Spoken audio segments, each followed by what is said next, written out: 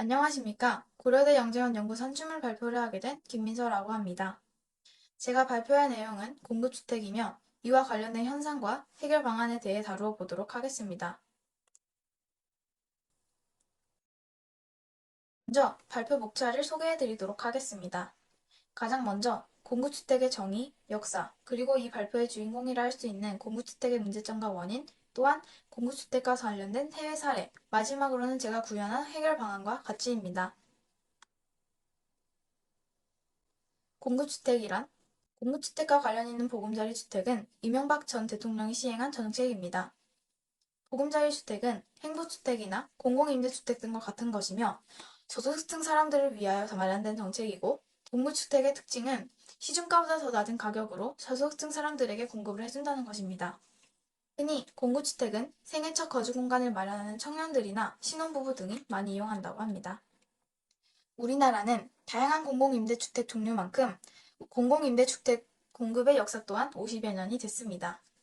1971년 우리나라는 주택공사에 의해 단기임대의 형태로 공공임대주택 공급이 처음 시작되었고, 이후 1984년에 임대주택 건설 촉진법이 제정되면서 5년 단위의 임대주택 공급 형식이 확대되었습니다. 이때 국가법률정보센터에 따르면 임대주택 건설 촉진법은 임대주택의 건설, 공급을 확대함으로써 국민의 주거생활에 안정을 도모하기 위해 필요한 사항을 규정함을 목적으로 하는 법이라고 합니다. 정부는 2000년대 이후 다양한 유형과 방식의 공공임대주택을 지속적으로 확대 및 재생산해왔기에 시기별 그리고 정권별로 다양한 공공임대주택이 도입되었습니다. 신규 건설의 경우에 영구임대주택은 1989년부터 1993년까지, 국민임대주택은 1998년부터 현재까지 등등 다양한 임대주택의 운영 사례를 볼 수 있습니다. 그럼 저소득층을 위해 지원을 해주는 공급주택에는 어떠한 문제점이 있을까요? 공급주택은 저소득층을 위해 공급되는 주택이지만 마냥 좋은 것만은 아닙니다. 현재 공급주택의 가격이 상승하는 추세로 공급주택이 필요로 한 청년들이 경제적으로도 어려움을 겪고 있기도 하며, 공급주택은 주로 좁은 평수의 공간이기에 불편하다는 말이 많습니다. 그리고 화면에 보이는 기사의 내용과 같이 얼마나 좁은 평수인지에 대해 알 수 있습니다. 그렇다면 해외에서는 공급주택이 어떻게 이용될까요? 유럽의 경우에는 제2차 세계대전을 거치며 많은 주택이 파괴되었고, 이는 주택 재고의 부족으로 이어지게 되었습니다. 반면 인구는 급증하면서 수요와 공급의 차이를 극복하기 위한 방안의 일환으로 국가주도의 주택 공급이 추진되었는데, 유럽에서 가장 높은 비율의 공공임대주택을 보유하고 있는 국가는 네덜란드이며 2014년 현재 전체 주택 재고의 33%, 전체 임대주택 재고의 75%에 해당하는 주택이 사회주택으로 분류됩니다. 또한 네덜란드는 19세기 말의 도시화를 인하여 도시지역의 주택난이 심해지자 사회주택을 처음 도입하게 된 것입니다. 이때 사회주택이란 국토교통부에 따르면 사회적 경제주체가 공급 및 운영, 관리하는 민간 임대주택의 하나로서 다양한 사회적 가치를 실현시킬 수 있고, 저렴한 임대 및 안정적인 거주기간을 갖는 공공주택과 민간주택의 중간적 성격을 가진 주택이라고 합니다.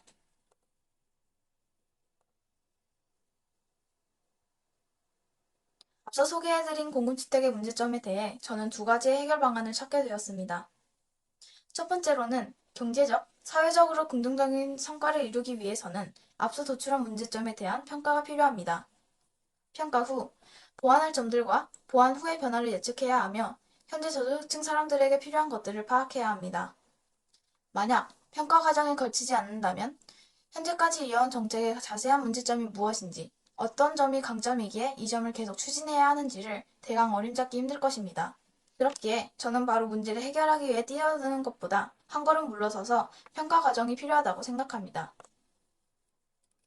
두 번째, 저소득층 사람들을 위한 공급주택의 주 목적은 주거생활의 안정과 경제적 지원을 위해 주택을 공급하며 저소득층 사람들의 생활을 보장해야 한다는 것입니다. 그러나 현재에는 공급주택의 가격 상승으로 저소득층 사람들은 주거생활의 안정은커녕 오히려 가격이 그나마 낮은 공급주택을 선택하게 되어 좁은 평수의 공간에서 거주하고자 합니다. 이에 생애 첫 주거 공간을 찾는 청년들이나 다른 저소득층 사람들은 여전히 어려움을 겪을 수밖에 없습니다. 그러므로 공급주택의 주 목적의 의의를 되찾기 위해서는 공급주택의 수를 늘려 주택 부족 문제가 이어지지 않도록 막음으로써 불리한 환경의 공급주택을 택하게 하는 현실을 바꾸어야 합니다. 전 슬라이드에서 제시한 제 해결 방안을 구현하려면 첫째, 공급주택이 추가적으로 지원이 필요하거나 수가 적은 지역에 공급주택을 더욱 많이 개설해야 합니다. 이 점은 공급주택을 이용하고자 하는 사람들이 얼마나 되는가에 따라 벌어진 노인정 등과 같이 이용하지 않는 다른 시설들을 이용할지 또는 새로운 시설을 개설할지에 대해 공급주택 정책을 운영하는 사람들이 결정해야 합니다. 둘, 공급주택의 문제점인 좁은 평수와 불편한 주거 환경을 보완해야 합니다. 아무래도 공급주택이다 보니 평범한 가정집과는 달리 되게 좁고 불편하다는 의견이 여러 기사에 많이 실려 있습니다. 이에 정부는 기존 평수의 규정을 재검토하여 이용하는 사람들을 위해 법 개정 등을 할 필요가 있습니다. 제가 구현한 해결 방안과 그 방법을 통해 공급주택의 문제점이 해결된다면 저소득층 사람들도 사회에서 생활하는 데의 고충이 전보다 대폭 줄어들 것이고 경제적, 사회적으로 긍정적인 역할을 해줄 것입니다. 왜냐하면 공급주택은 저소득층 사람들에게 있어 지원 혜택의 한 종류와 마찬가지이므로 중요한 거주 공간 공급 정책이라고 하기 때문입니다. 지금까지 공급주택이란 무엇인지, 공급주택의 문제점은 무엇이며 구현한 해결 방안은 무엇인지에 대해 발표해 보았습니다. 이상으로 고려대 영재원 연구 산출물 발표를 마치겠습니다.